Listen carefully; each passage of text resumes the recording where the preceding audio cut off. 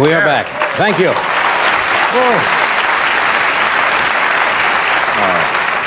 Even as we speak, you are in Las Vegas. That's right. I work there Friday night and tomorrow night, Saturday. Two Right. shows. Just for the weekend. That was a good sketch. Get my breath. That was fun. Good, funny sketch. I'm still wearing it. Wasn't it? Huh? Very funny. See, the trouble is, I explained last week when we did one of those sketches, you don't have time to change, so I still have my white. Oh, that's cute. Very nice. Could have been worse last week. I was wearing the what? Pink ones. Anyway, we had a great show tonight. Cupid. We have Florence Henderson, we have comedian George Miller, Right. and Kurt Thomas, who just last week I saw. Is he beautiful? I think it was down in Dallas or Houston, and won a gold medal.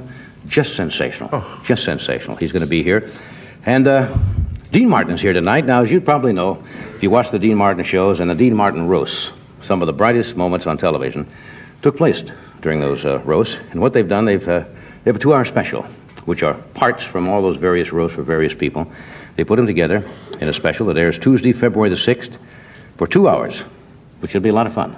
Would you welcome February the Mr. 6th. Dean, what did I say? Tuesday, February 6th. February Did we 20th. miss it? February 26th.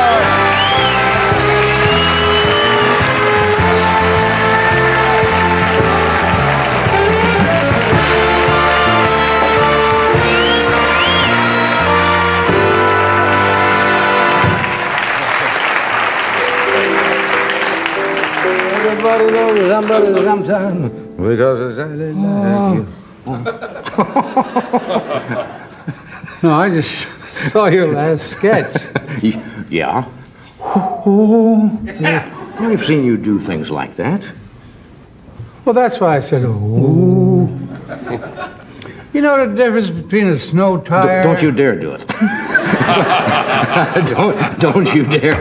I told a little joke backstage, and it was just one of those kind of inside show business jokes. And don't you repeat that, or we won't talk about your show. Okay. Would you like an answer? Well, then we'll start. Howdy. Howdy. How are you, Dean? When's the last time you were here? Dean, it's Friday. Am I being interrogated? You're being interrogated. When was the last time you were here? Last time I was here was when I was sitting right here. That long ago, huh? Yeah. That was about... Year? No. About a year and a week. You've got a memory like a Oh, like I got trap. a memory like a hell. You just file them back in there, don't you? You know, I never see you around when I'm out. Where do you hang out? Well, I hang out around the house. That's the whole band, huh? They're clear over there on the other side of the stage. Oh, I want to say one thing. They have to listen. Well, you can't say. We're on the air. What do you want to say? I just want to tell you, you shouldn't quit this job.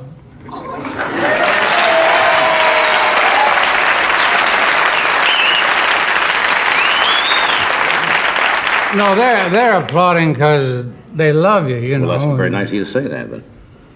But it's a different reason for me. What, why don't you... Two reasons. Yeah.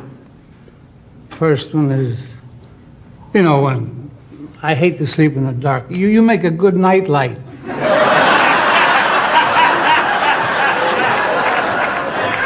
Look, it's a public service. I can understand that. Is there another reason? The other reason is your monologue, it puts me to sleep so nice. Dean is one of the great compliment givers in our business. Yeah. No, I watch it all the time. I know you do. I watched it last night with that Looney Anderson. She was great. Lonnie. Huh? Lonnie Anderson. Not Looney Anderson. Lonnie? Lonnie Anderson. You weren't loony after that one I was thing Looney. You did? got a point. Whatever? Yeah. Now, you're not doing a regular show every week. Do you miss that? No. I do that occasionally just to kind of clue myself in. No, we're going to start doing... Hey! Yeah. That hurts my ring. We're going to start doing a show every week. Not me. Yeah? Nebic. You know, NBC. Oh, Nevick. going to have different hosts every week.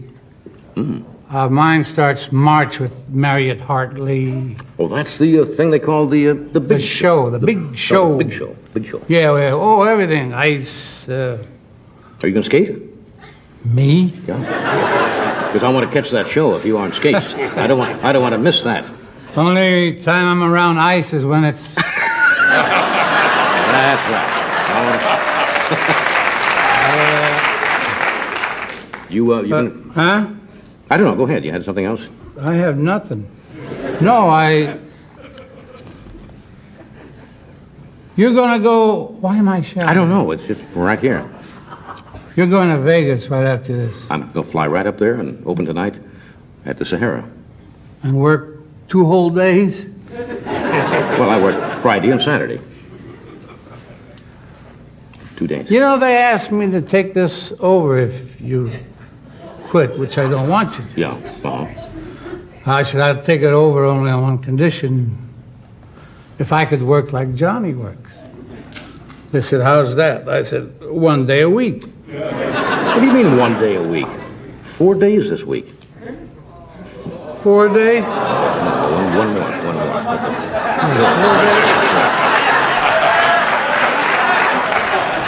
4 days. 4 days last week, 4 days the week before that, 4 days next week. Come on, I didn't have that many girls. That's the way you pace the shows, Yeah, huh? two times. You don't have long romances anymore, do you? What do you watch besides this show?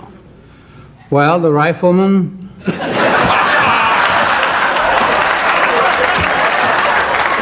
I'll be back. Going down to get a lube job in my chair, and I'll be back. Chuck Connors, the Rifleman. Good show. And Harsky and Stutch. Harsky and Stutch. Yeah, I watched. I love TV. Just those 2 shows. Just sports. those 2 sports. How about the Olympics? You been watching the Olympics? The Olympics, the Winter Olympics, Lake Placid. No, they're called off. No, those are. No. That's a damn shame. You apparently misunderstood. The United States is not going to go into the Summer Olympics. I'm talking about the Winter Olympics at Lake Placid. Those weren't called off. Oh, I thought they were just doing the ones they did in 1976. Well, that's not a rerun. No, this is actually live. They're doing these all this past week or 2. Skiing and the skating and Real? haven't you seen the biathlon? The what? The biathlon. You know What's a biathlon? Biathlon is where they ski like cross country. Then they have to stop like every 1,000 meters or 5,000. They take out a rifle and shoot at targets. Then they get up and ski to the next. That's the You put me on? No. That's called the biathlon. I heard of the decathlon. Yeah, The biathlon. biathlon. Skiing and shooting. But I've been busy. I just finished my first novel after eight months. Writing it or reading it? I don't know. You're a slow reader. No, you're right. They're good. I'm going to start on another one next week. I seem to jump in the wrong place there, didn't I? No, are you kidding? Because after this, what are you waving at? They want me to do a commercial. What's wrong with it?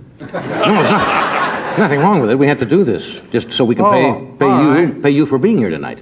I don't want paid. Really? I got so much money, it's disgusting. What good is it? $800 for an apple. Boy, you ought to see this apple. See, I didn't jump around that one. I laid back. We'll be right back after this.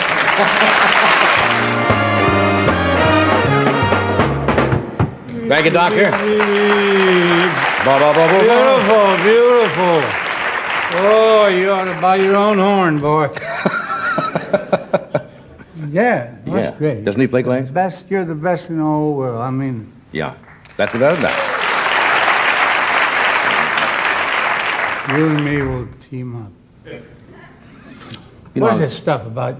All these, the sayings like love makes the world go round. Right. But, it might make it go up and down a little, but it ain't gonna make it go round. You've obviously looked into these things. I didn't look at it that way, but that's what I Remember wanted. remember Cold coffee. What? remember Joey Lewis's great saying, you can lead a horse to water, but if you can get him to lie on his back and float, you got something. Yeah, and also he says you're not drunk if you can lay on the floor without holding on. He said that. Now tell them what you got in the cup. They probably think it's booze or something. You always pretend. It's booze or something. Oh, I know you drink a lot of apple juice. If that's apple juice, then I'm Al Capone. No, I just said, huh? That was a good year for apples. Hey, speaking of, I was thinking of, read an article today on Atlantic City. I remember one of the first times I saw you working down at Atlantic City at the old 500 Club. That's now gone, I suppose. It's not down. In Atlantic City, at Atlantic City. Over. Over in Atlantic City. Down Atlantic City? Oh, where? See, You know where Atlantic City is? Certainly, it's in New Jersey. Oh, you know where New York is? Yeah. Would you say it's down from here? No. Over.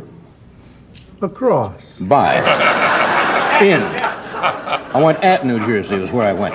Anyway, you were working. Does he know when he's laughing? No. Not anymore. No, once you've done it for many years, it just kind of goes with the job. You were working at, what was the question I started to pull? 500 Club. Is that 500 Club. Is that still there? No, it's now a club. It's not there anymore. Yeah. What was it like But there? we are building a new MGM hotel there. Are they putting one up down there? Oh, ho, ho. That means yes?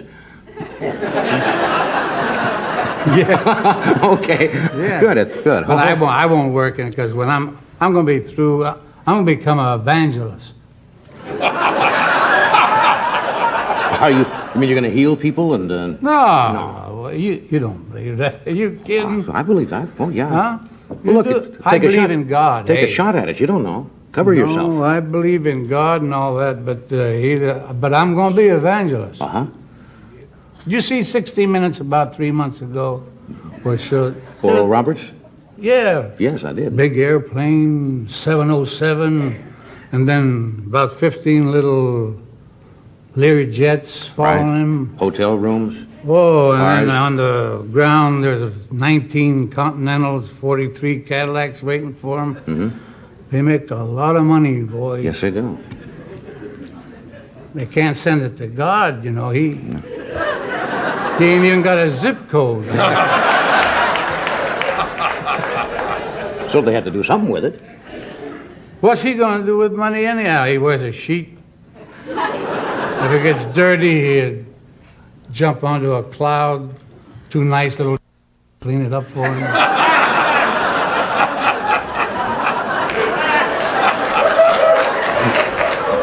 And if they want to be nasty, they'll charge him, you know. And God, he ain't got no money. That's but right. if he'll jump on another cloud and go to Jesus, because Jesus saves. That's right. He's got money. You're going to make a swell evangelist. I think people ought to follow you. You're going to lead them. Oh, I'm going to heal more sober people. I'm going to make drunks out of them. Yeah, I feel sorry for you people that don't drink. Why is that? Well, when you wake up in the morning, that's as good as you're going to feel all day.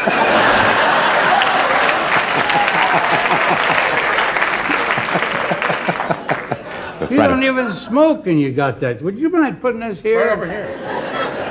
Enjoy yourself. You ever go back home? Remember home? Steubenville, Ohio. You ever get back there?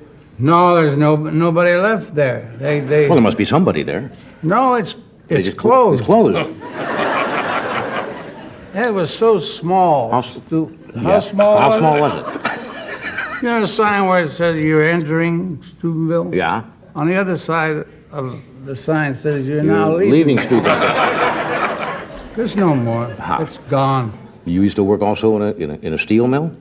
Oh, I worked at a steel mill. I worked every place. Gas station. Well, you didn't work every place. You worked a lot of places. You didn't work in I was a croupier. You didn't work in a maternity shop, did you? A what? A maternity. You didn't work in a maternity shop. You couldn't have worked everywhere. You worked lots of places. No, but I'm going to be evangelist. Oh, that's right. That's right. That'll cover it. That'll cover it. Of course. How silly of me. Dean, why don't you tell us a little bit about your show coming up, February 26th? What can we look forward to? Well, it's called The Big Show. No, I thought that. No. I have a funny feeling No, we did this. No, you're talking about The Big Show. I'm talking about your show, the 2-hour special on February 26th. Is that The Big Show? No. That's not The Big Show. No, that's my roast. That's what I'm talking The about. best of the roasts. Mm-hmm. And Tell us about that, Dean. well, the first one we're going to roast is Tony Randall, but we're going to use real wood and fire. Oh, that's a roast. You're talking about your basic roast. No, because he told me once, don't light that cigarette. That's right. If he'd have said, please, I can't stand, I'd have still lighted. You still lit, but... And now these are a compilation of all the best parts A what? a bunch of things they put together. I have a tough time with always. Compilation there. Well, this is a bunch of clips A bunch of clips, yes. from the various shows. Bunch of clips. Yes, that you put together to make a 2-hour show from your best roast shows. Isn't that about it? That's exactly it. I couldn't have said it any better.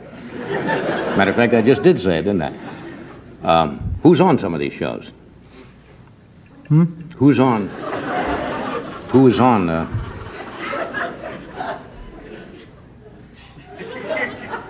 You got a eraser on both ends. Where? You No. don't tell me there ain't an eraser on both ends? No. Just a regular pencil. Yeah. I just, Starts to get you after a while, doesn't it? Yeah. Look, while we're getting the film clip, I want to see the the film compilations, clip. we're going to show the compilations. The compilations we're going to... As soon Is as- that anything like the Appalachians? Yes, absolutely. It's a Boy, they small, caught a lot of our guys up there. it's a smaller range. It's the Appalachians The and Appalachian. and the compilations are just below that. People don't climb them anymore. We're going to do this. Going to do this first, Oh, I though. thought I was taller. We'll be right back, folks.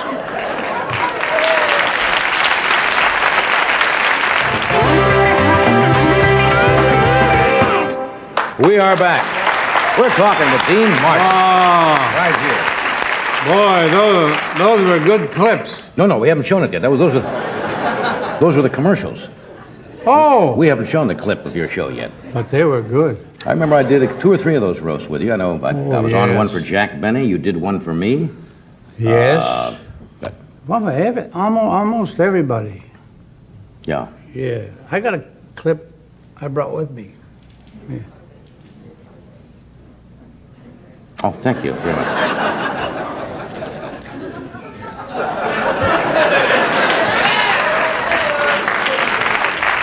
Okay, shall we roll this? This is just You're going to roll this now? gonna roll and show- Won't you know, 3 marriages, you got the... no, that's all right. You told me about the joke in there. Newhart does a joke in one of these things, and that's all right. Even though my wife is here tonight. No, I mean, you got no... you don't have to be afraid of anything if you, No, you're making love to your wife. Your wife's name is Joan, Joni, Joanne, you can't make a mistake. Oh, Joanne, Yes, I got to be very careful. Me, I can't make a mistake. I either call mine baby, honey, or sweetheart. Well, you're clever. No, Wa- I'm Italian. Watch the monitor here in the studio. That's what I And want to see. here's the clip right up here. Where? Right in this set over here. Cool. Well, that's what's going to be on my Oh, roast. yeah. 2 hours. That's going to be great because you're just going to take the great moments out of all those shows and Yeah, put they them were together. a in lot 2 of hours. fun. God, it was great seeing Jack again there. Yeah, Yeah, oh, he Jack. Yeah. He was Really beautiful. Yeah, those were funny shows. We're going to do a commercial. You want to stay a while? Dean? Well, I sure don't have to have a truck hit me, boy. No, I didn't mean it. No, I didn't mean First, it. you ask me on the show, and then you tell me you want to stay a while. No, I didn't. No, that was in the way of an invitation. I said, would you like to stay a while? I thought maybe you had something very important you had to go to. I got nothing or no one to go to. I just back up. Since the rain, finally got what I wanted. What's that? Little house on the rocks with water on the side. Okay, we'll be right back.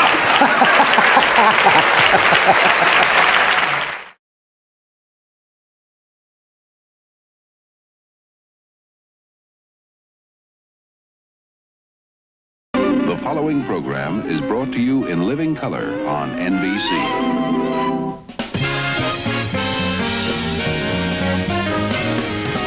From Hollywood, The Tonight Show, starring Johnny Carson. This is Ed McMahon along with Doc Severinsen and the NBC Orchestra, inviting you to join Johnny and his guests, Vincent Price, Cass Elliot, John O'Banion, antique bike collector Jean Trepanier, and from Washington, D.C., Barbara Howard. And now, here's Johnny.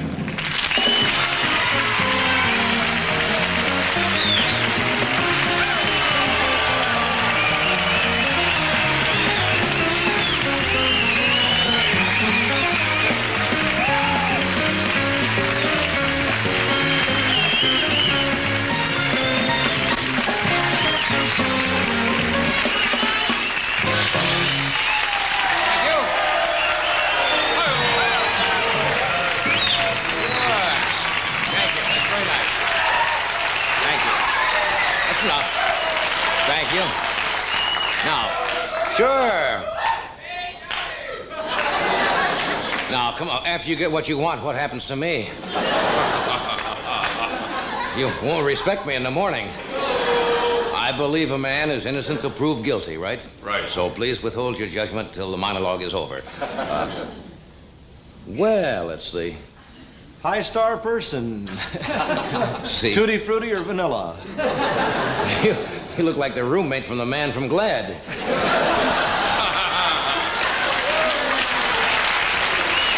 Hi there. That is a great looking suit. Thank you. I tried hard to have something decent on tonight. Yeah, well, that's... I'm only missed by about that much. Yes. This is a last week of autumn, isn't it? It is? I just told you it was. Oh, all right.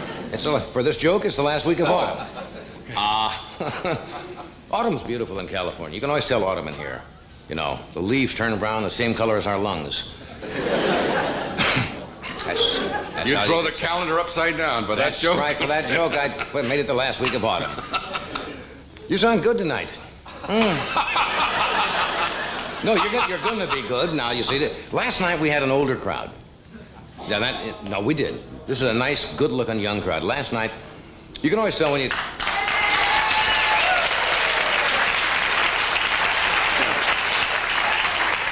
You bought that, huh? No, I'm serious. You can always tell when you have an old crowd. We came out last night, there were a row of people sitting with those buttons. Said prostate power. Well, let's see what's in the news today. The big news, of course, is that Vice President Agnew went to the Speaker of the House, Carl Albert, and asked to be impeached. True. And Carl Albert says, I'm sorry, you'll have to wait your turn.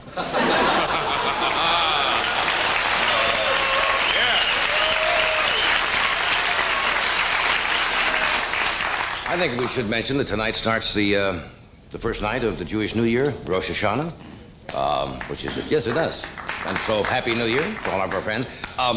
President Nixon celebrated the Jewish New Year by sending a card to Archibald Cox, the prosecutor, said, let my people go. That's what he did. You know, every year at this time of year, Ed tells people he's Jewish so he can celebrate. He doesn't care whose New Year is celebrating. Every February, he puts a rubber band around his forehead and tells people he's Chinese. Just so he can go out. That's what you do. I do, yes. Yeah. I am not Jewish, but I did make a New Year's resolution. I'm never going to have that corned beef sandwiches at Nate and Al's about 12 o'clock before you go to bed. Did you ever do that? Yes. It's like a 6-day war in your stomach. Grim. No, in honor of the Jewish New Year, McDonald's has a special. You want to make a guess? Instead of Big Mac, they're making a Big Murray. and Bagel McMuffin, which I think is kind of nice. Yes, Bagel McMuffin.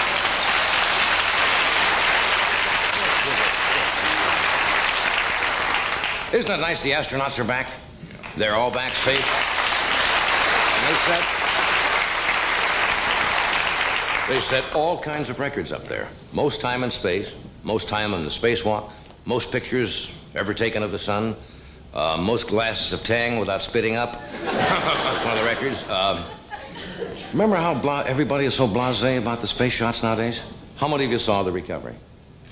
Yeah, you see? A few years ago, the networks would interrupt, 10 hours before splashdown, cover all of that, right? None other 10 hours afterwards. This time, right in the middle of the splashdown, NBC interrupted to cover Yule Gibbons spitting up a petunia. They've been gone almost 2 months, wasn't it? Yeah.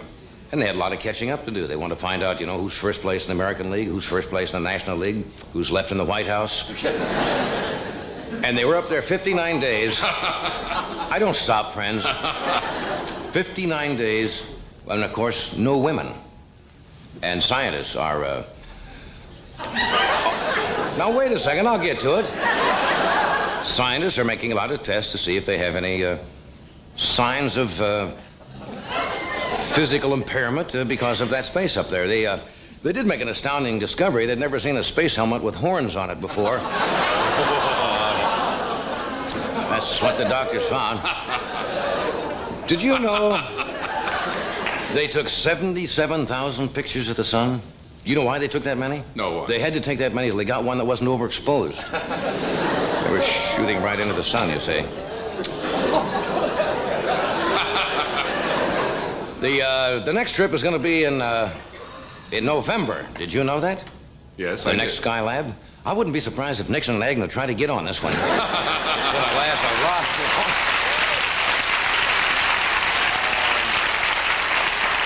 What do you think? Here in Los Angeles and in New York and a lot of the major cities, they have 7 different television channels, plus UHF. Did you know one of the movies that was opposite us in Los Angeles last night on our show? I think on Channel 9. Bonzo Goes to College. Uh-oh. Now, if you remember those pictures, the Bonzo pictures, Bonzo was a chimpanzee, right? And they had things like Bedtime for Bonzo, Bonzo Goes to College, and all of those Bonzo pictures were directed by the producer of The Tonight Show, Mr. Freddie de Cordova. Yeah. And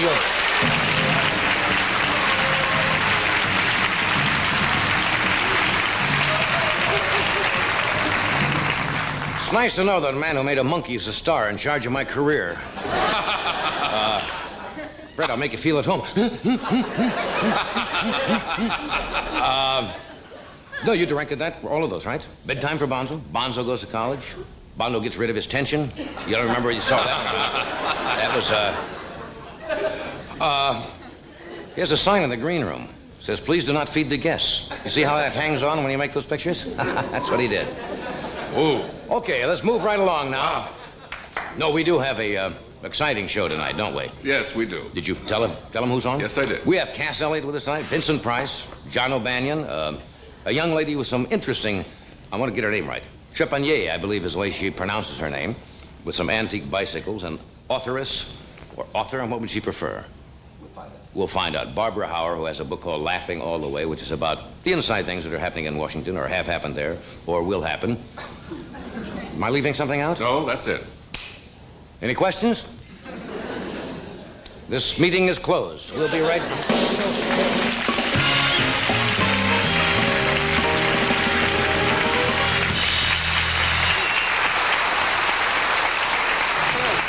What? It's made out of sails. What is that? Really? That's This is my nautical suit. made out of sailcloth. Yes. Very pretty. So we stuck our little tootsies on the water, and we ducked under the waves we did.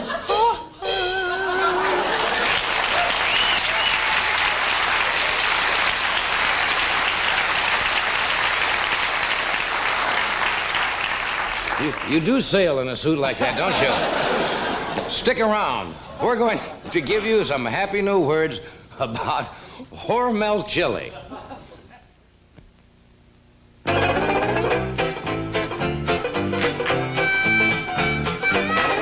hands, here comes chili. Hormel, the good time chili. Clap hands for Hormel chili now. Clap hands for Hormel flavor. Great taste you're bound to favor. Hormel's the good time chili now. Oh, yeah. Hormel's the good time chili now.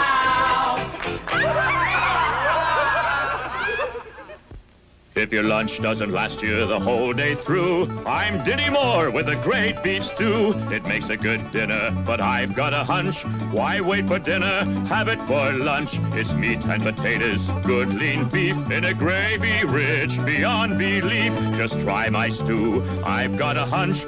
You're gonna like having dinner for lunch. Look for my thumbprint on every can and have dinner for lunch.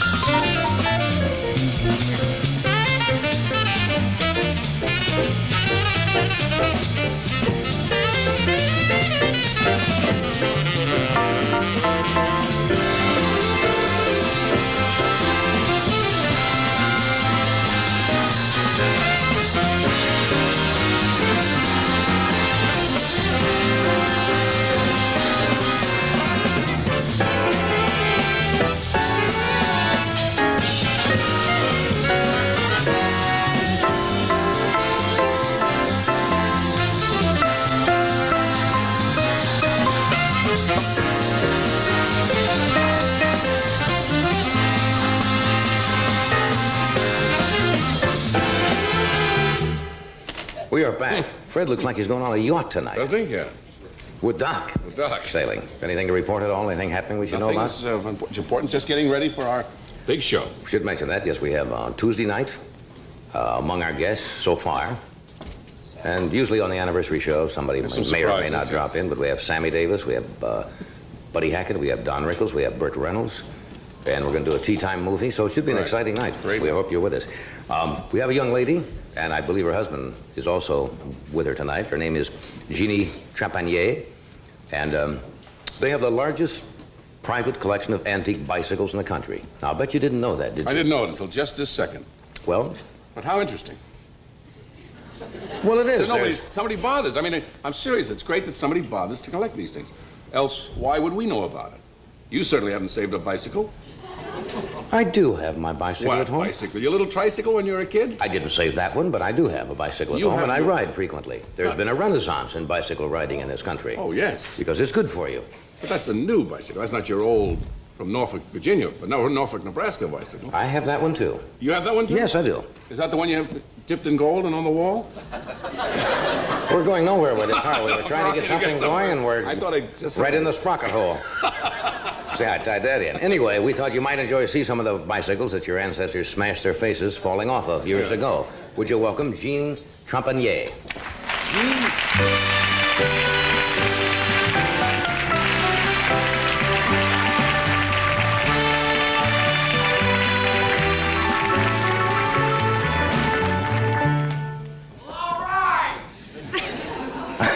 We got a very Victorian audience here tonight.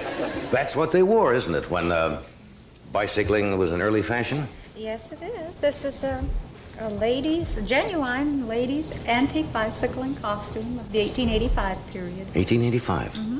Now, when you go out and you ride bicycles, you wear that, or? I only wear this when I ride my antique bicycle. The antique bicycles. This is rather an unusual collection you started. What got the interest started in collecting bicycles? Well, my husband's a born collector. Yeah. And he started collecting when he was 9. Just odds and ends. And then he bought a buckboard by mowing lawns and working. And then when he was 11, he traded it in for a 1914 Studebaker. got his parents to drive him all around in it. Right. Then one thing led to another, and he started collecting automobiles. Bob's a great swap meet goer, and he was there one day, and this man had a pamphlet on antique bicycles. He wanted it. Struck up quite a conversation with the guy, and the guy says, well, he says, if you're so interested in this book with old bicycles, would you be interested in an old bicycle? So he says, sure. That's so all it took, huh? That's all it took. That afternoon we went over, and that's where we found Is this the where you beginning. find most of them? You go to these kind of swap meets and We find them at swap meets. We find them all over the country. Of course, now people know about us, and they write to us. And when you say antique now, in furniture, they say an antique, to be an antique, has to be over 100 years old, but bicycles, what is the definition of an We consider antique? our bicycles antique right at the turn of the century and before. We have bicycles going back to 1830. Is that right? Mm-hmm. Are they valuable? I mean... Yes, they are. They vary in price depending on who is selling it, how old it is, and how rare it is, and the condition it's in. Could you tell if somebody forged, furniture forgery and stuff like that is very popular. How could you tell if somebody, a clever metal worker or something, got together, and are there certain things you have to know about them so you don't get... Bob can spot them. Is that true? He can spot the phonies, yeah. So nobody could really make up something and Not really, and pass no. it off? No, the workmanship and the tools they had to work with, and just everything about it just dates it. What's the most expensive bicycle in your collection? Well, it's a tandem. It was made in England, and our latest offer on it was $5,000. $5,000? That's expensive. One bicycle. Is that like the old bicycle built for two? Do they make those anymore? I guess they do, Yes, don't they? do. Still make bicycle but built for two. they're a lot different. Okay, we're going to take a break, and then we're going to show... Oh, we have some... Oh, that's right, I want to show these. You said there's some that you've been trying to get that you cannot get. There are bicycles. I mean, we have found a lot. We've collected. We have over 200 bicycles now. Are these legitimate drawings of things that These do are exist? Yes. You'll meet the fella who did these, and turn it the other way, please. The other way? No, this way. Oh, this way. Oh, yes, I see, yes. I start going about Wednesday now. All right, what do you call that? That's a... These are bicycles that they were made. We would love to acquire them if they could ever be found. Well, there are more than 2 or 3 of... How many people are in this thing? 8 people? The eight-man tricycle. This is the 8-man tricycle. 8-man tricycle? Yes. It weighed about 1.5 tons, and it's Why about would 17 feet. Why would anybody build an 8-man tricycle? Well, I don't know. Everyone had their own inventions. Throughout history and bicycles, there are so many inventions you just couldn't believe. Yeah, that's rather weird. Well, if you think that's weird, folks, wait till you see this average couple. This one was made about 1890, and it's a Jatho bicycle. This we do not have. We have not seen a real one to buy. We would love to find one. Well, probably all the people who wrote it killed themselves writing it. I don't think they're around That's anymore. a strange-looking bicycle. Now, you're putting me on with this one. No, I'm not. This came out of one of our pamphlets. This carriage was propelled by dogs and the man. You put dogs inside the wheels and run around like a hamster? And you just hope inside the dogs don't fall over. This bicycle was made in France in 1880. So Con Edison gets all their electricity in New York. They have dogs running on this. That's very unusual. Now, we have some, I saw just before I walked through to come out to do the monologue tonight, it's rather unusual bicycles you have back here. These are all legitimate? They're all legitimate. Every bicycle we own is authentic. We have no and are rideable? Most of them. Most of them. It depends who the rider is. That's what I thought. I knew there was going to be trouble. Right. You're in for it. When we come back, and your husband's with you tonight, right? No, he is not. Oh, did you have somebody who knows how to ride these? Yes, I do. We have Louis Melendez here this evening. He will show how to ride some of these. Johnny Carson will show how to ride some of these. It's going to be Craig's spot. We'll be right back after this message. Drop everything. The Singer Sale-a-thon is on. What's going on here? The Singer Sale-a-thon. Just about everything's on sale. Like these great Singer sewing machines. The only machines with a front drop-in bobbin. This zigzag model is just $79, and this one, with built-in stretch stitches, is now only $135. Wow, that's a steal. Drop everything and come to the Singer Sale-a-thon.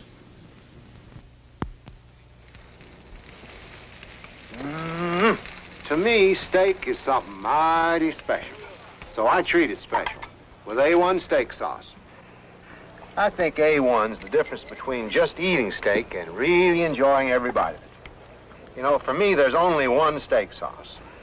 A1 and steak. Nothing better together in the whole wide world. A1 and steak. I like it.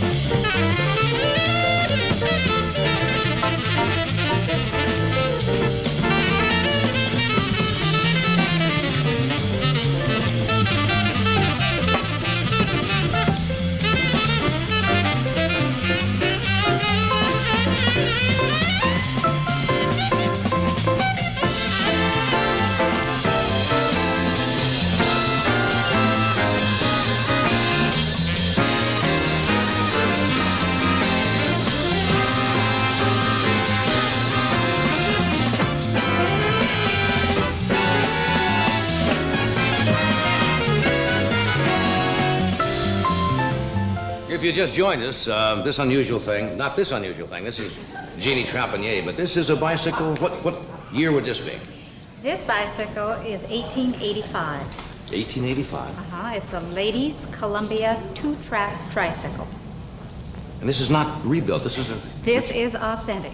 Can you operate that? I sure can. Steers here, and it's very easy to operate. Is that crazy? Isn't that sweet?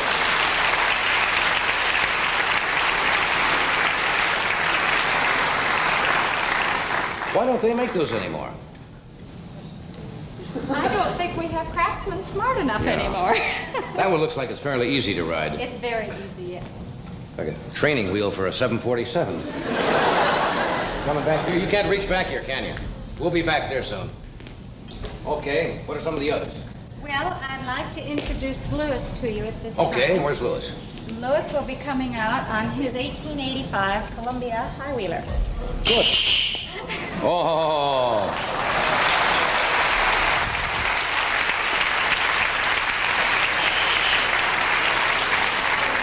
Now that's not easy to ride, is it? Well, you let us know. Why, You make it look don't be so easy. pessimistic, John. You want me to? How do you get on? How do you get on? Yeah. Well, Now, come on, this could be dangerous, right?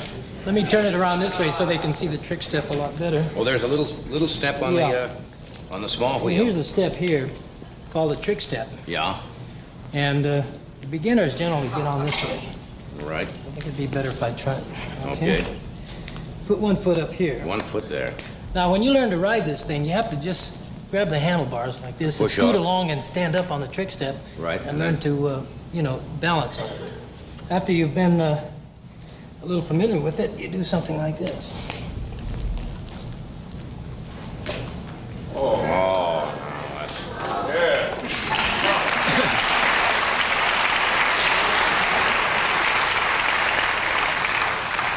That takes a while, John. yeah, I don't know whether I should. That could fall over. No, we can help you up here. Oh, and, that's good then. You can get a good feel of the machine. I don't want to have the seat Ed, you're a surgically big fella. removed. Wait a minute, let's wait for Ed. Let's wait for Ed. Okay, you might. No. Fine. Put your hands on the grips. The hands on the grips. Okay. Stand up. Get on.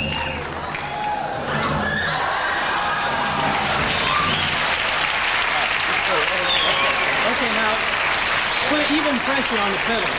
Yes. You let me know when you want to go. What? If you want to release, we'll release. No, don't let me go.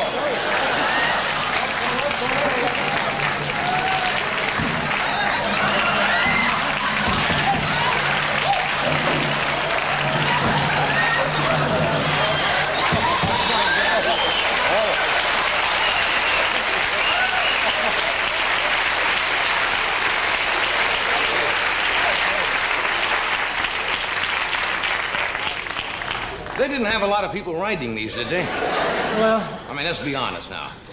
no, it was generally for the adventurous young man. And I can see that. And That's extremely difficult to get up there, and thank you. It's nice climbing down you. Once you've learned how to ride them, they're no problem at all. In a- France and England, they had the fantastic strange thing about this bicycle is races. it's really deceiving because I make it look so simple sometimes. I get Well, sure. expert bike riders that say, can I ride it? And there is no way they can ride it. This thing will have a tendency to throw you very quickly. I can see that. A header is this way. All you have to do is hit a little small bump with the back wheel. Over And it goes. And you go over. And when you lean with this thing in a turn, you lean in the opposite direction, contrary to your lower bikes of today. I wouldn't have You guessed lean that. with the bike, this one you lean.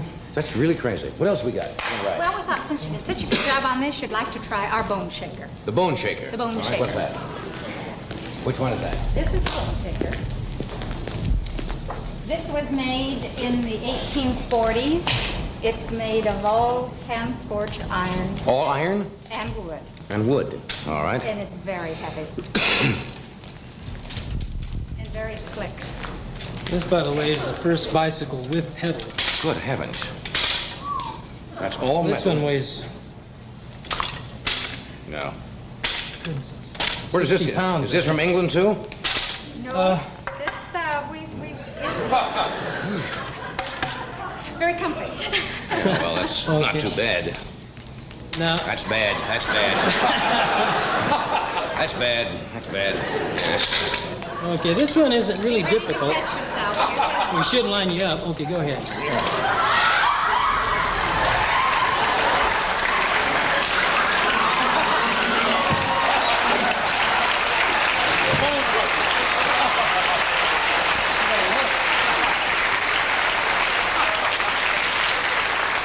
Give me something easy. All right, would you like a partner? Yeah. Ed, Ed, come on. we have a companion bicycle. Right here? Yes. Isn't this sweet? This bicycle you can ride two side by side. How's this going to work with our Oops, my handle just came off. different weights? The weight Ed, makes no excuse me, let me Yeah. take the grips off because they're kind of loose. We don't have right. them. A person can ride this double, or one can put the seat in the center and ride Hi, it big single. guy. Hi, fella. You live in the neighborhood? Let's go to Oxnard.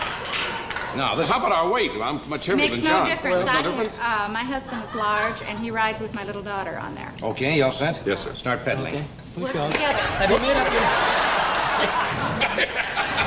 Another fine to mess help you've me. gotten me into. Teamwork. Well, I was Have just you made trying. up your mind who's going to do the steering now? Yeah, who's going to steer? Who's going to steer?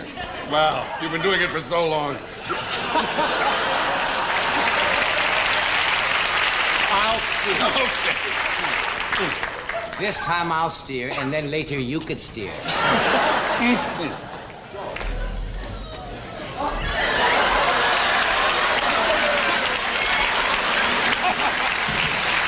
Just where I wanted to go. I can go back and do a commercial.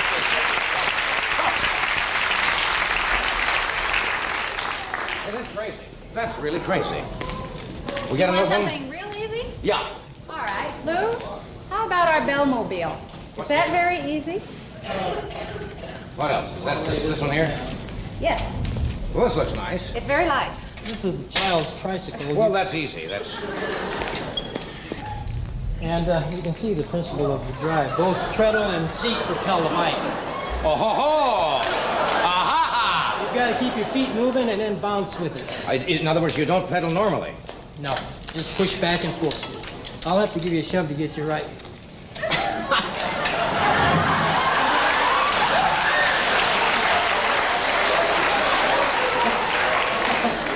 The seat comes up and up.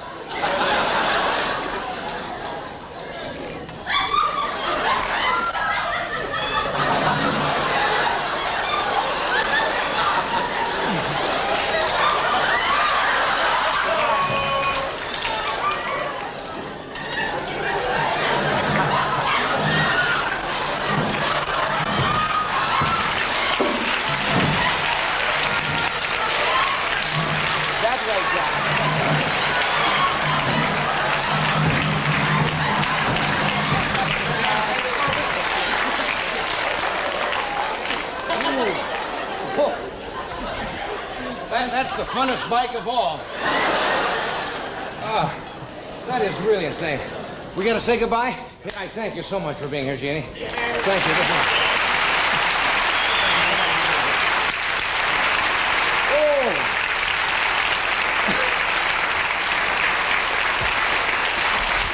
We'll be back. Here's Ed with a word about Alpo. If you've ever been awakened by a cold, wet nose, you know your dog has a lot of different ways to show how he loves you. And you show your love lots of ways, too. One of the nicest, from our dog's point of view, is by feeding him his favorite, Alpo. There you go, pal. Okay. Like this Alpo beef chunks dinner that Colonel here really is looking forward to. Alpo is something that most dog foods don't. Real beef. Nice, big chunks of it. That's what sets Alpo apart from most of the others. Meat byproducts and beef chunks. And you know how your dog loves that. The other thing that you can be sure about with Alpo is that every can contains all the vitamins and minerals recommended to keep a dog healthy. So if your dog isn't already getting Alpo, consider switching him to it. Because we think Alpo Beef Chunks Dinner is a very nice way to say, I love you, to your dog. You know, this is National Dog Week, sponsored by the Pet Food Institute. And Alpo would like to join them in saying, deserve to be your dog's best friend. You got it all.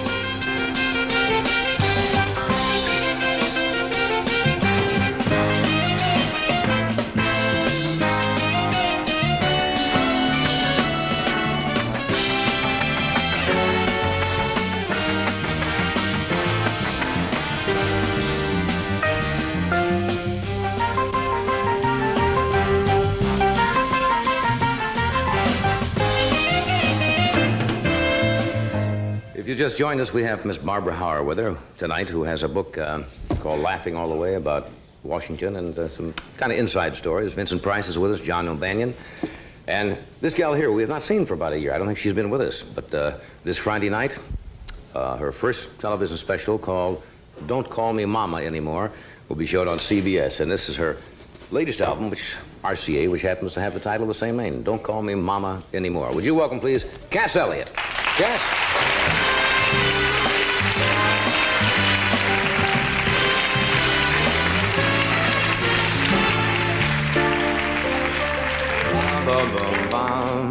Good evening. All right, I won't call you Mama anymore. I hope not. You give up the Mama Cass Elliot.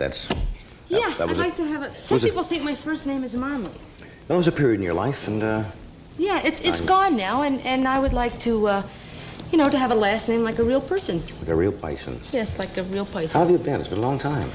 Well, one of the reasons it's been a long time is that I fell down in my kitchen and had a football injury. You know, last time I was on the show, we were talking about how I was in love with all those football players. Yeah. So I had to go out and get injured like one so that I could be one of the club. What did you really do? Did you take a I spill? tore all the cartilage in my knee. Just me and every other quarterback. I wish. Yeah, However, did you have to go in and have that? I had surgery done, and I'm sorry. So was I.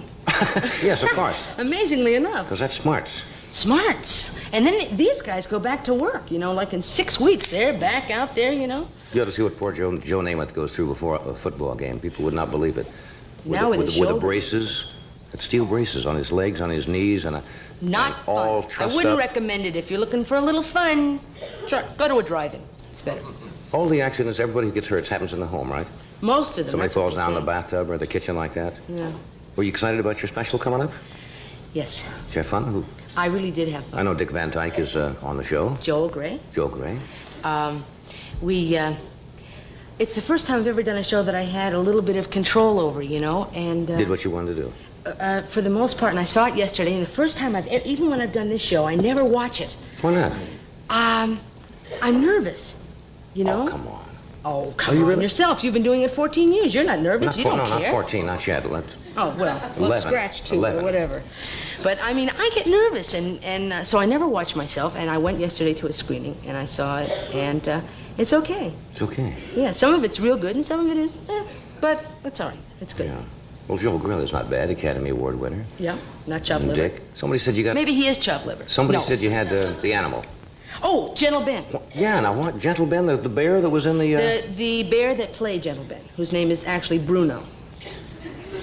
See what happens to Hollywood? They come here right away. It should be get the an other way agent. around. The agent says to the bear, you know... And should be the other way around. The bear's Ben's agent too is a plain. beaver. You didn't know that. Says, why don't you change No, your I've name met to his Gentle agent. Ben? He is a beaver. Yeah. I've met him. Why did you have Gentle Ben on? I don't know. Somebody said it was a good idea. No, I'm He ate a Tootsie serious. Roll. He ate a Tootsie Roll. Of all the guest stars, how did Gentle Ben show up?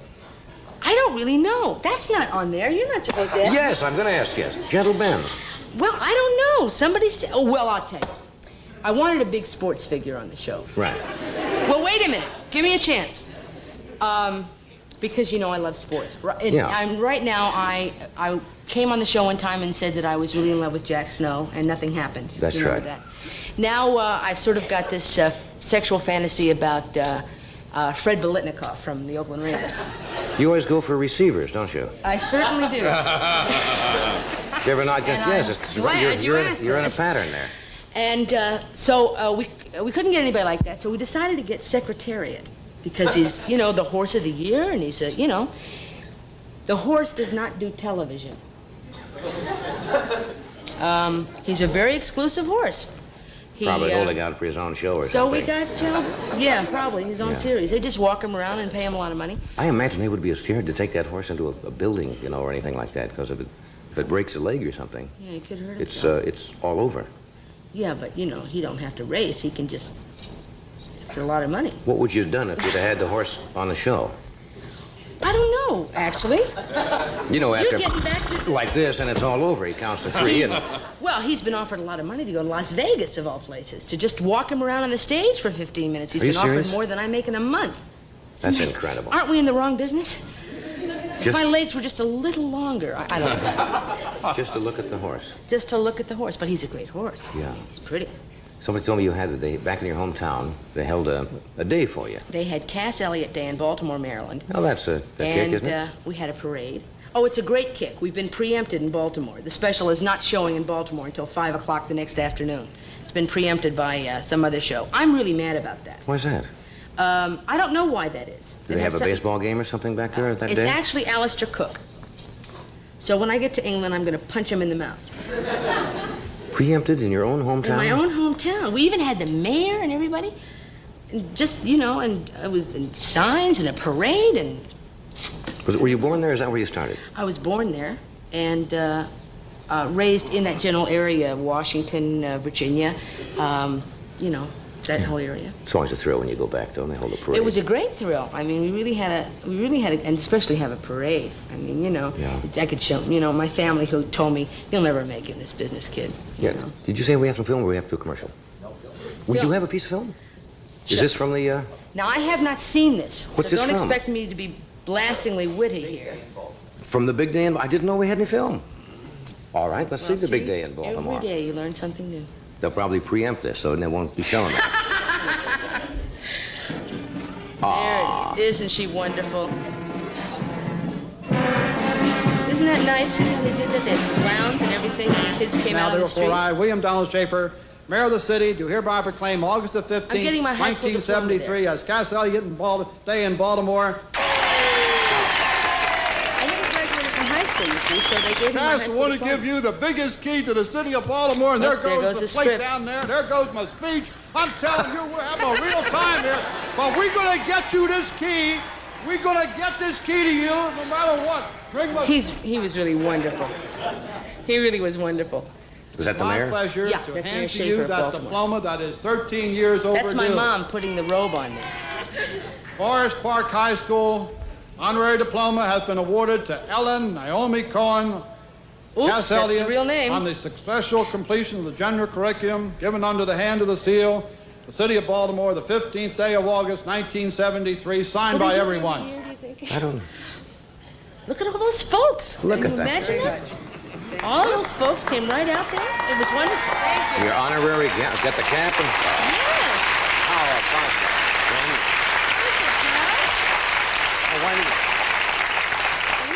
Why didn't you ever finish high school in Baltimore? Actually, because I wanted to go into show business, and I had taken all these courses to go into medical school, and I was accepted into medical school, and I thought if I didn't graduate from high school, they couldn't send me to medical school. So I quit 2 weeks before graduation. But I wear my high school ring all the time. I'm crazy. What can I tell you? Got your still high school ring? So I wear my high school ring, and then they said, we're going to go back. We'd like you to come back. I said, I'll come back on one condition, if you give me a diploma. So I think that's they kind of did. right. I did the same thing when I was in college. I cut two courses and didn't finish the exams and had to go back and do it later because I had a job at a radio station. And at that time, that sounded like the thing to do. You know, I split, Now went down, and I'm took the grateful job. that I got my high school diploma because now I can get a decent job, you know, get out of this business. That's right. I mean, they tell you can't get a job without a high school I've always wanted to go to high school in those little match folders, you know, where it says, Draw me. draw me or finish high. Learn meat cutting at home is what I want to do. So There's no meat. then you always have a job. We'll be right back after this word from Celanese. Yes, we will. Kitty, Wanda, I just saw my song. Now we can take our show downstairs to Broadway. Oh, that's terrific. Was it the Coat song? Sure. Well, let's all sing it together. Okay. It's a playable, stretchable, comfortable kind of a day. Da-dee-dee. Life is woven with Fortrail, and we're living the action-packed way. Fortrail polyester. It's tailored, trim, and you can bet that the shape you see is the shape you get. Belted, welted, cinched, or trenched. How luxurious, washable, wearable, kind of a danceable, wonderful, wrinkle-free kind of a day. Raincoats woven of Fortrail polyester for comfort, stretch, and action. Fortrail. Look for the name on the tag in the store.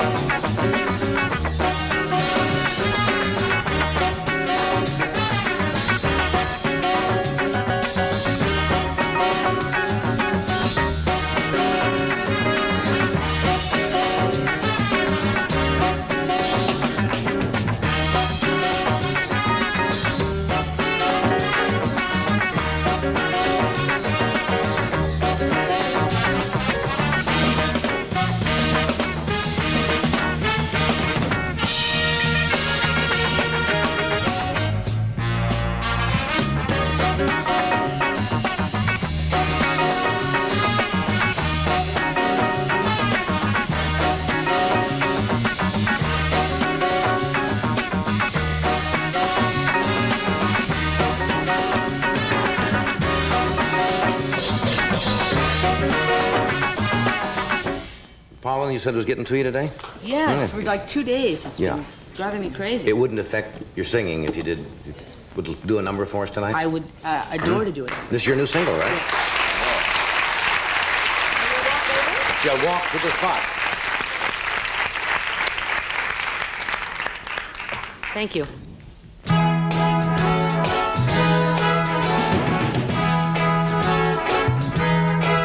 I'm coming to the best part of my life, catching fire, climbing higher.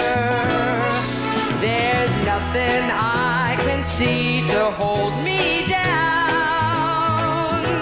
I'll keep trying till I'm flying, and I'm feeling no pain.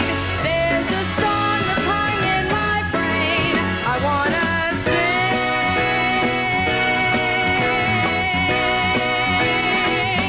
I'm going out of control to the music that's in my soul.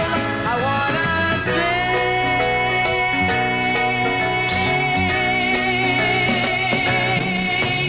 Today could be the best I've ever known. If I take time, I can make time. I'm going where I've never been before. Won't be long now. I'm getting strong now, and I'm feeling no pain. There's a song that's hung in my brain. I wanna sing.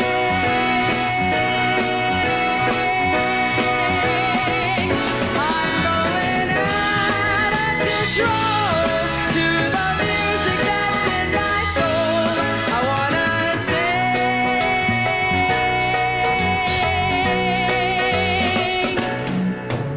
I finally feel the future's on my side. No more blue songs, only new songs. And I'm feeling no pain. There's a song that's hung in my brain. I wanna sing.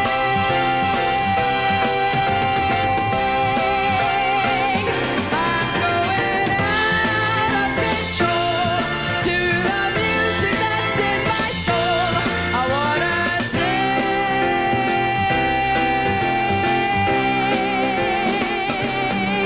'Cause I'm coming to the best part. Yes, I'm coming to the best part. Now I'm coming to the best part of my life.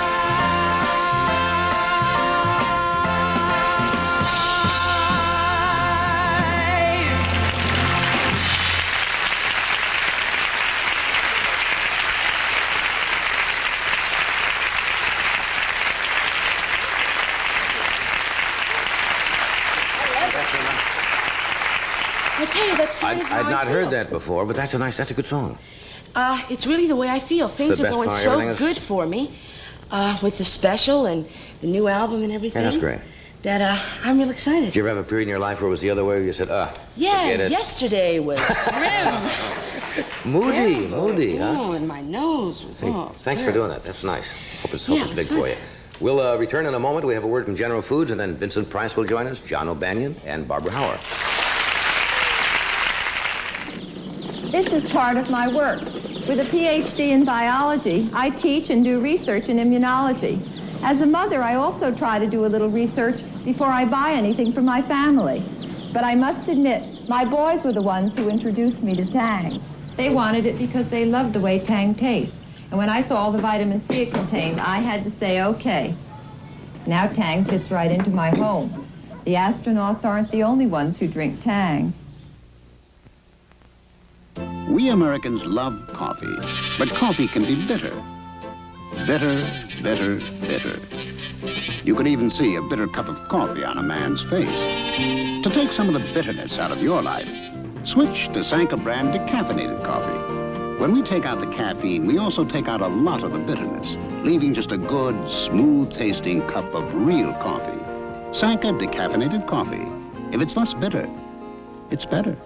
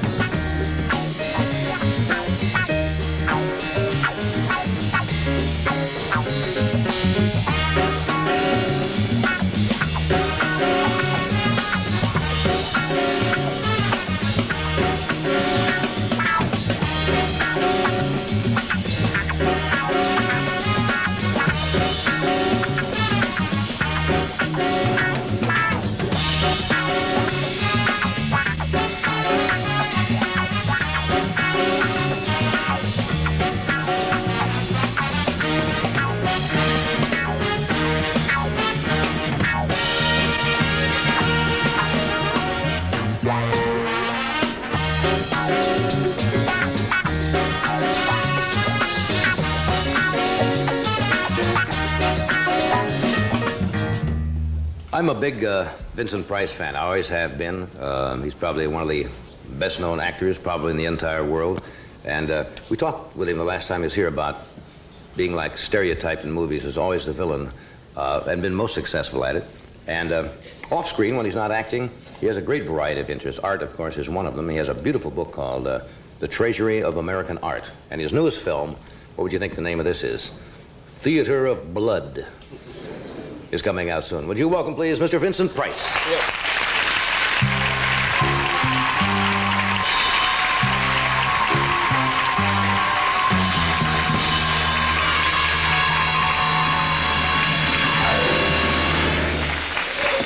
Good evening. Do you get that all the time like that's all you've ever done in motion pictures, which it's not? I know, no. But, you know, I was so jealous that you had Cass Elliot Day in Baltimore. I've never had Vincent Price Day in St. Louis. Never? No, they'd probably hang me from the arch. Now, when they hear that, I'll bet you 8 to 5, before the week is out, you'll get a letter saying we want to hold a Vincent Price Day in St. Louis. I saw you the other night talking about typecasting. It was a Western. Yeah. You played a feudal land baron. Remember that picture? Dragonwick. Yes. Yeah, it was a good picture. Yeah, it was a good picture. Yeah. And you were nasty and mean and evil. But lovable. But Johnny. cute. Sweet.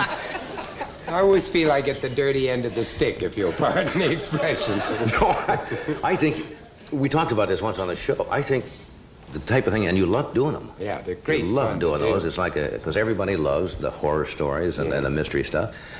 And they're timeless. Yeah. They're not dated at all, right? Well, you know, you get to play such different kinds of parts. I mean, the hero is so dull. You know what I mean, huh? Yeah, the good guy is always... Yeah, but the hero's usually a fairly dull, straightforward guy. He's got to be good. But in Theater of Blood, for instance, I play 8 Shakespearean parts. Now, I'm an old Shakespearean ham actor, and I don't win the Critics' Circle Award. So, to get even with them, I kill off all the critics. One by one. Yeah, but the lovely thing was, you know, that when the English actors read the plot of the picture, they all wanted to be in it. Right. And so we have 12 of the best actors in England. Robert Morley and Dennis Price and Diana Rigg and Coral Brown. Fantastic people in it.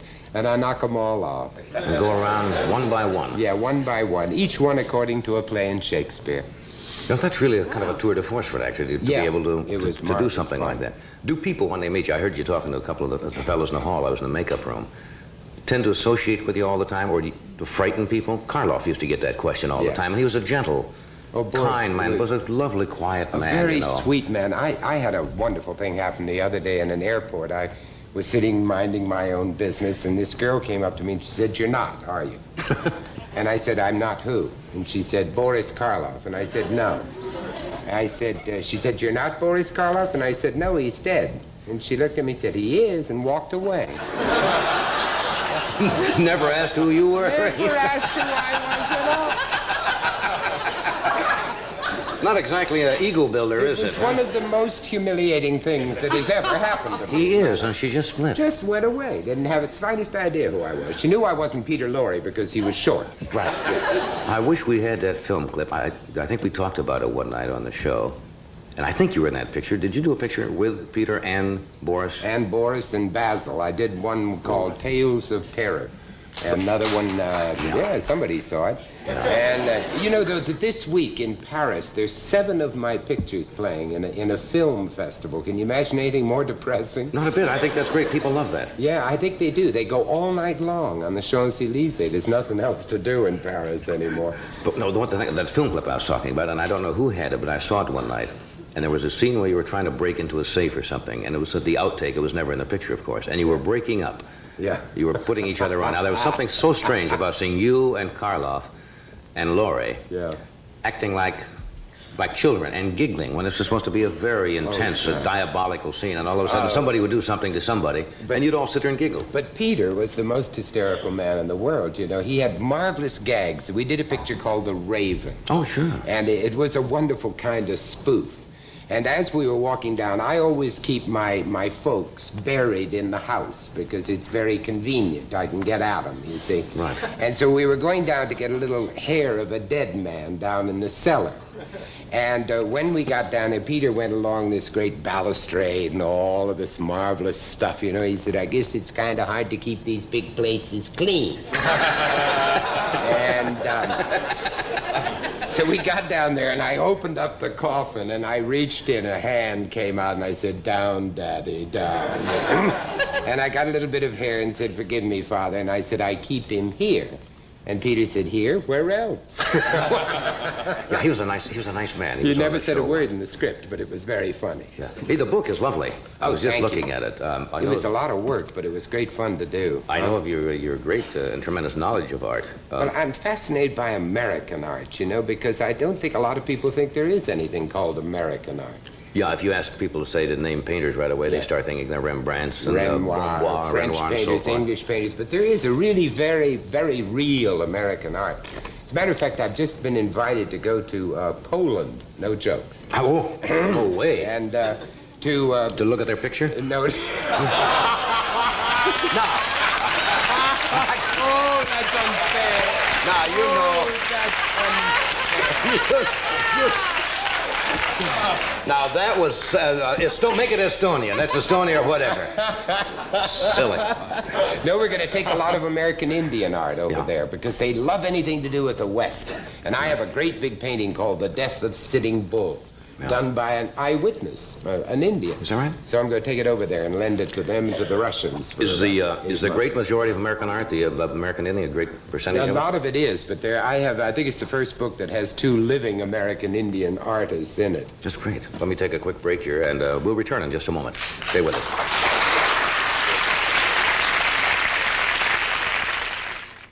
Scott's Liquid Gold has the perfect answer. Their new countertop and stainless steel cleaner. Just spray it on, wipe it dry. You won't believe how it cleans off dust, grease, water stains, fingerprints, clean, polished, and looking like new again. Try the newest member of our family, Scott's Liquid Gold countertop and stainless steel cleaner. Would you dare to skip a day with your antiperspirant? I did. With Mitchum for problem perspiration. I believed at $3.50 its protection had better last a long time. It did. Through the first day and even the second day. Yet Mitchum's buffered to be gentle. Yes, you might even skip a day with Mitchum. It's that good. Now for perspirers who prefer a soft, absorbent powder every day. New Mitchum Spray Powder.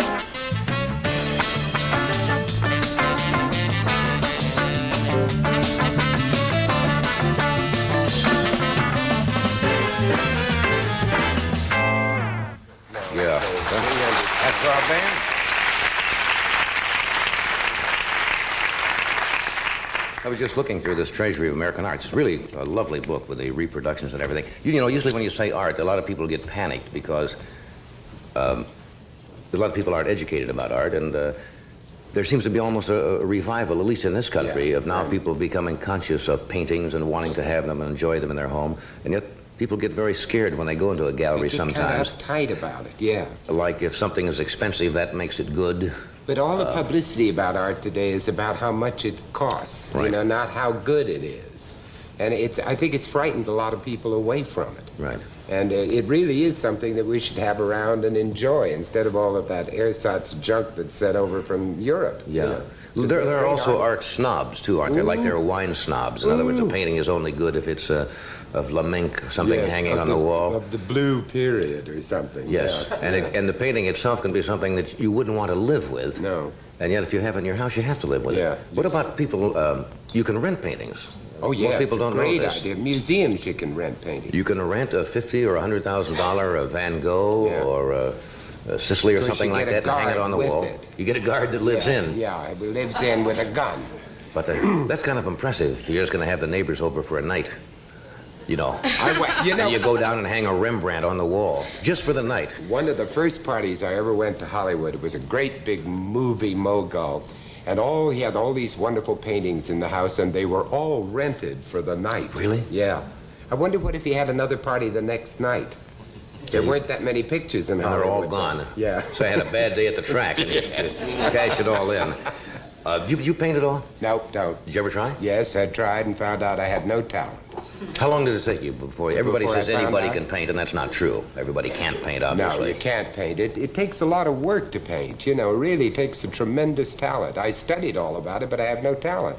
No. So I just quit and decided to be a good audience for it. Because Makes sense. without them, you ain't got no show. That's for sure. Most people should start, I suppose, if you start with oils, because you can change as you go along, right? Yeah, yeah. And fool around. It's good therapy, though. Want to do this, and then John, and then Barbara? Fred? Fred's watching Bedtime for Bonzo on the other channel. We'll take a break. Stay right with us. We shall be right back.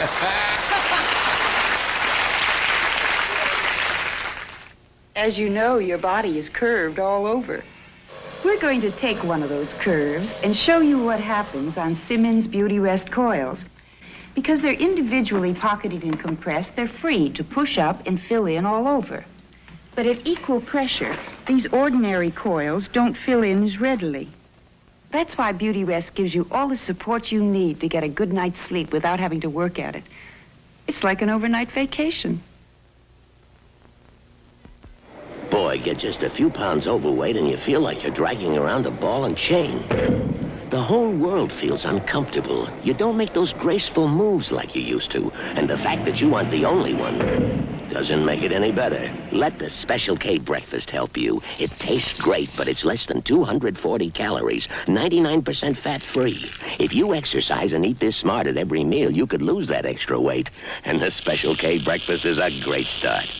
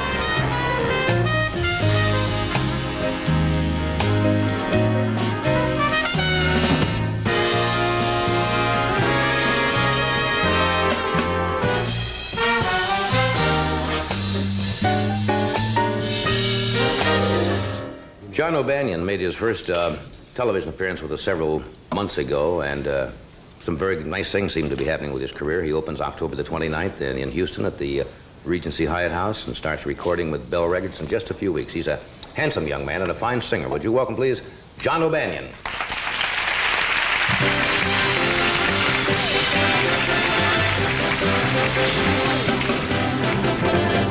Everything has its season, everything has its time. Show me a reason and I'll soon show you a rhyme. Cats fit on the windowsill, children fit in the snow. Why do I feel I don't fit in anywhere I go? Rivers belong where they can ramble. Eagles belong where they can fly. I've got to be where my spirit can run free. Got to find my corner of the sky.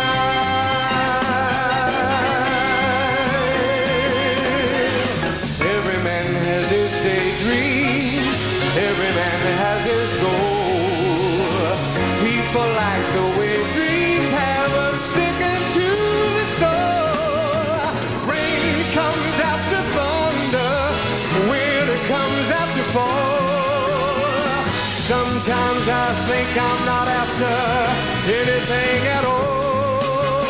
Yeah, rivers below where they can ramble. Eagles belong where they can fly.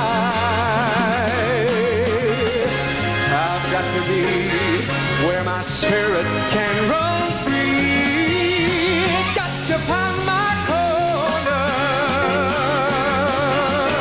of the sky.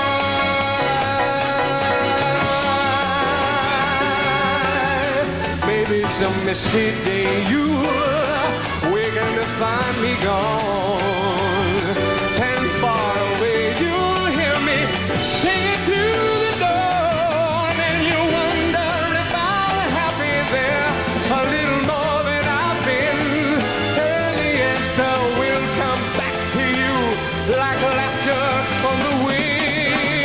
Yeah, rivers below where they can ramble. Eagles belong where they can fly.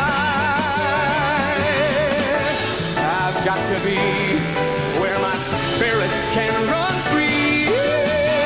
Got to find my corner, my little corner, my little corner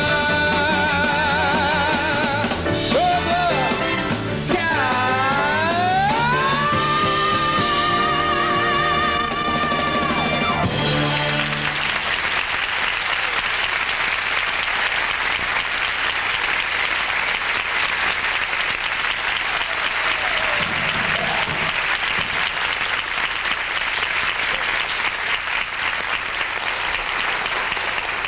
That's John O'Banion. He's a fine singer.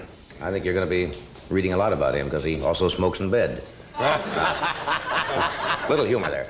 After this brief word from our sponsor, Barbara Hauer will join us and we'll talk about her new book. Honey, this morning I'll make our pot of coffee. Thanks, but I want Taster's Choice freeze-dried. It tastes like ground roast. But for breakfast, we need a pot of coffee. So we'll make a pot of Taster's Choice, huh? I take out the basket, boil my water, then add Taster's Choice 100% freeze-dried coffee. You see how neat? No messy grounds to clean up. Can I butter the toast?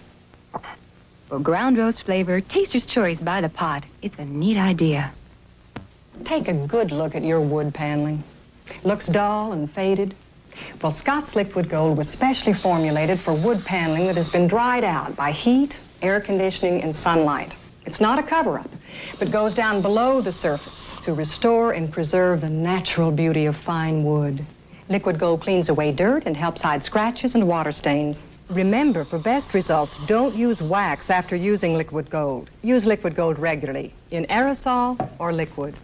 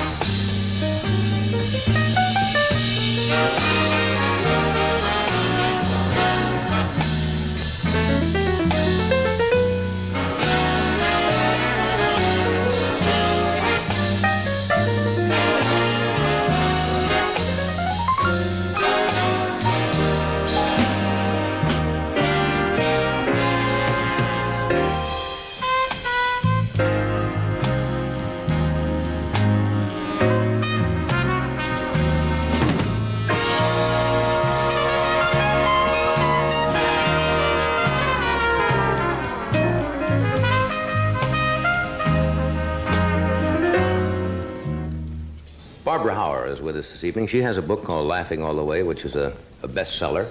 It's about Washington and memoirs and anecdotes delivered with the kind of candor that's become her trademark. And we're very happy she could fly in to be with us tonight. Would you welcome, please, Barbara Hauer.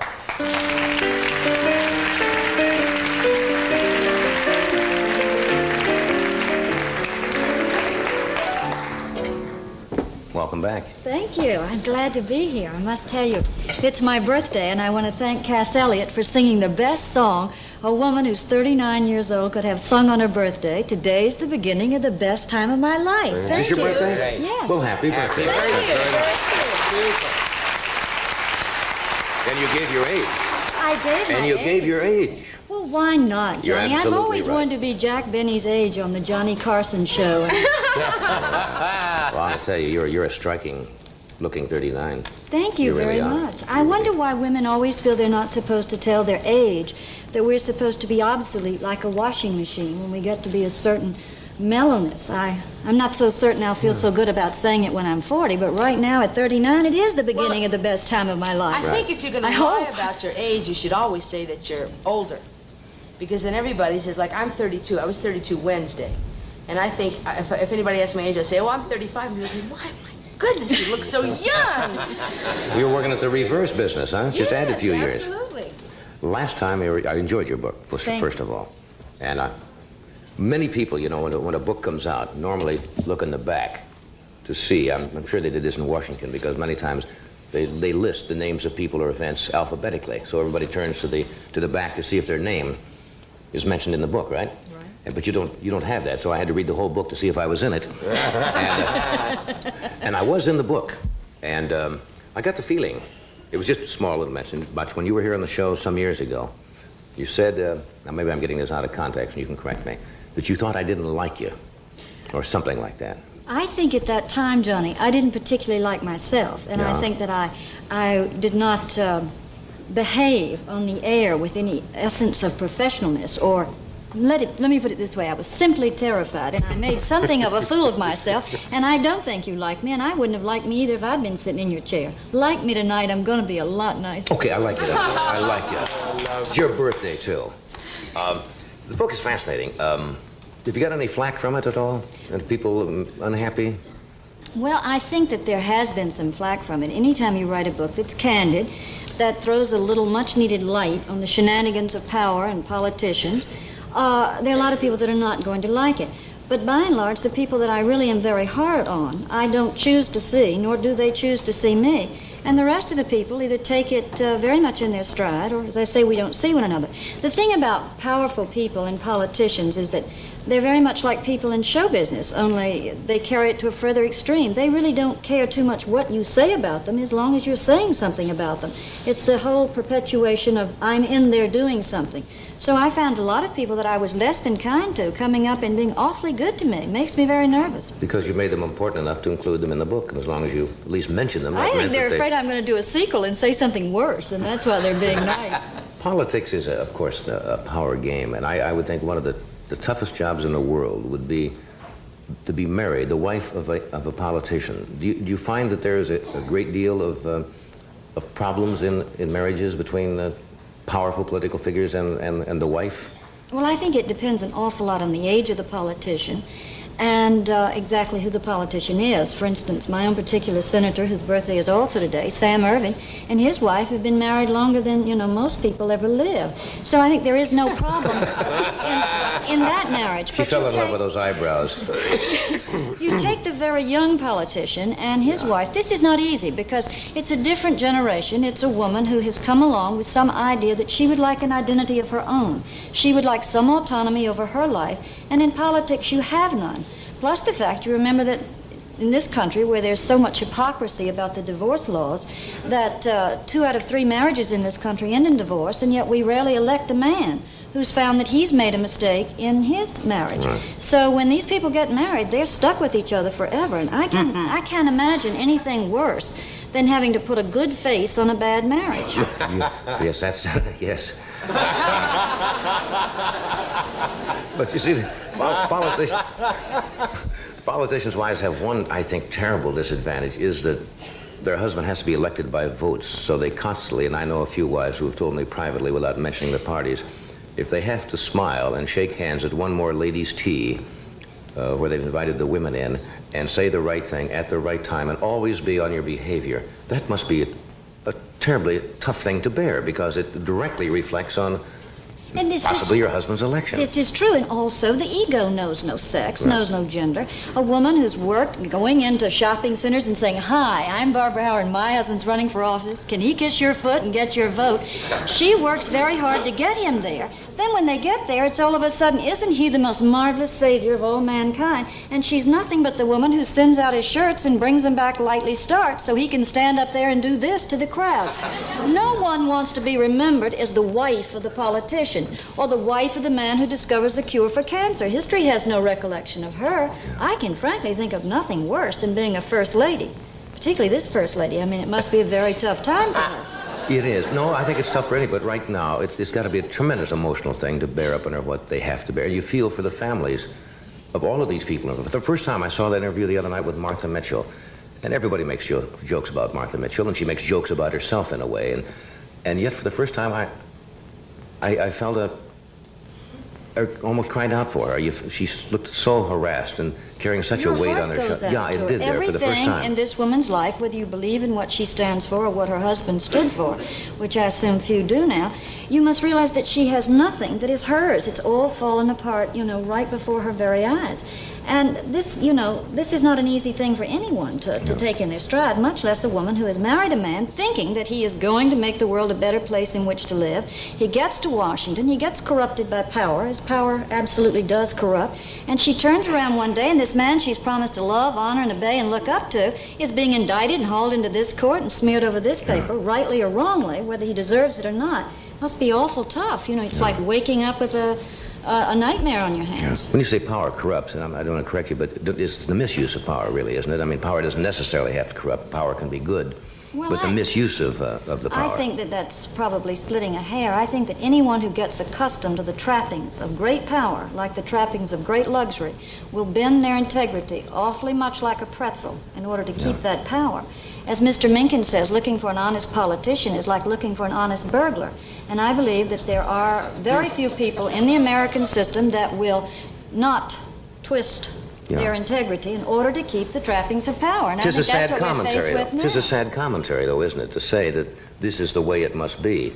And you hear so many people when you go to parties, and Watergate always comes up, and a lot of people will say, well, that's the way politics works. This is not really important. I mean, everybody and all administrations have done these things, but not to this extent, really. I mean, this is absolutely, and this is what's been so bad about Watergate, is the apathy has now turned around to being absolute cynicism, where people will say, "Oh, don't tell me about Watergate. I'm tired of it. They've all been stealing us blind. They're all robbers." This is not so, and the people who are crying and screaming for Watergate to be over should stop and remember that I, at 39, a total product of the American system, believing in the democracy and the Constitution, turn around and say, the most precious thing that I have, my most complete right, is a right to vote in a free election. And those people took that away from me, and they were on their way to stealing away the rest of the government. Yeah. So you can't just sweep that aside. That's just something you've got to remember.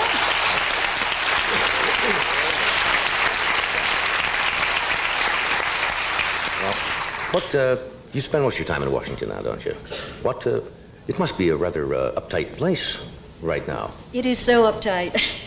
It is the most uptight place. And of course, the constant conversation now is about Vice President Agnew.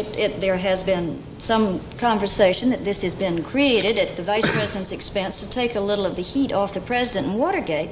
But the main topic of conversation is if the Vice President either steps down voluntarily or he is forced to step down, does a president who may or may not deserve to be impeached, who may or may not be impeached, have the right to choose for us a vice president? And of course, all the wags in Washington say that if the president has a right to select someone to follow in Mr. Agnew's steps, God forbid, that he will choose someone who will be much more lenient if he gets to be president on the people in the Watergate who will be able to be prosecuted when they get out of office. And the rumor is that the person that would be the most kind toward the Nixon crowd, the Watergate crowd, would be John Connally.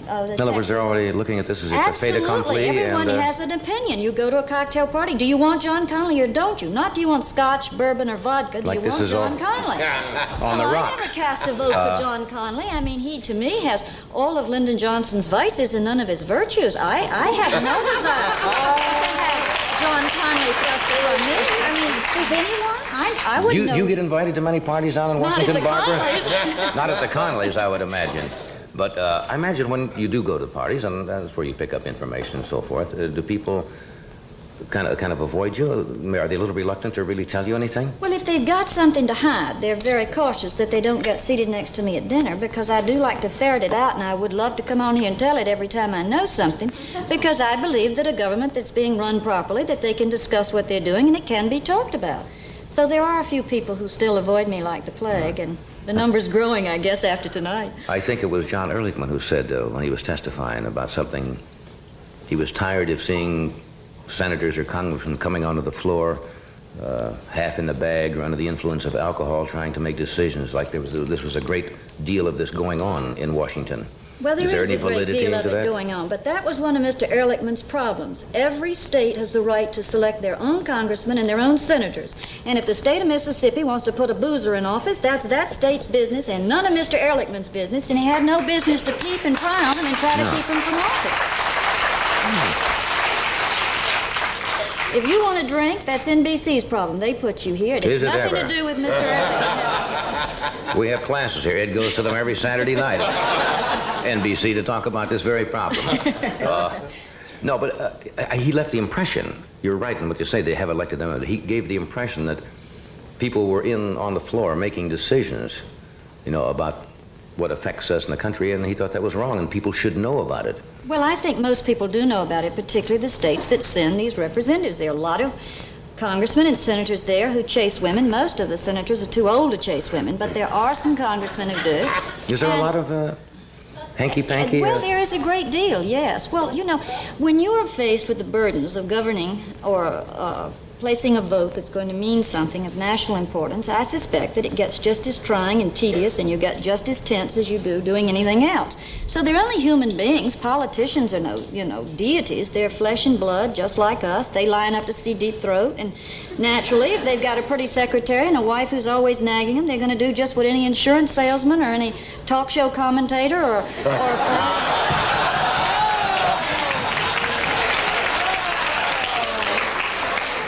I try not to get too tense.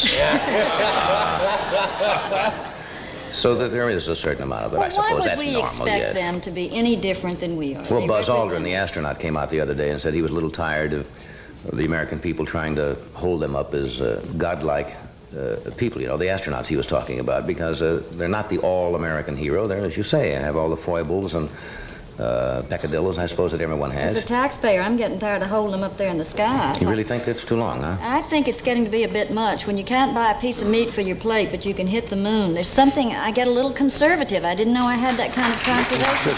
You should be able to have both. Yes. We'll take a break. We'll be right back. I didn't know it was your birthday.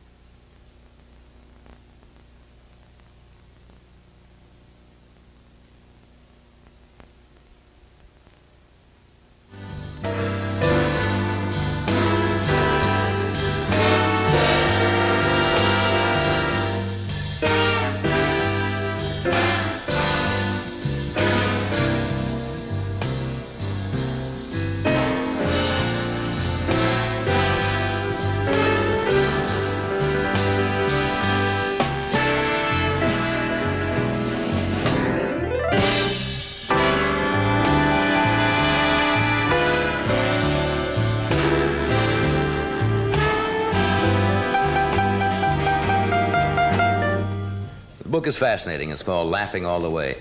Where'd you get that title?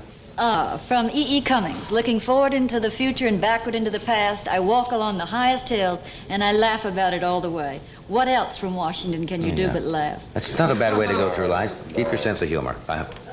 Nice to have you with us tonight, Thank Barbara, you. and happy birthday. And Thank Vincent, thank you. Thank And you. Cass, I thank you. And tomorrow night we have Michael Landon with us, Johnny Mathis, Will Chamberlain is with us tomorrow, and Cheryl Stoppelmoore. Thank you. Good night.